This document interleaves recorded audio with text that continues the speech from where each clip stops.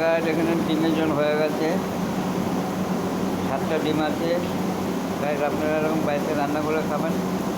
দারচিনি দেবেন, পেঁয়াজ দেবেন, আদা রসুন দেবেন, লঙ্কা বাটা, জিরা বাটা দেবেন। তারপরে ঝোলটা করবেন, দেখবেন খেতে ভালো লাগবে।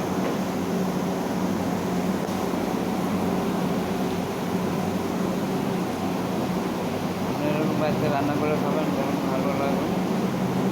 আমরা এখানে অনেকগুলো আছে, তো ওই জন্য বাড়িতে অল্প, ওই জন্য ভালো হবে। অনেকগুলোর জন্য ভালো হয়। আপনি এরকম রান্না করে খাবেন, ডিমের ঝোল, দেখবেন ভালো লাগবে।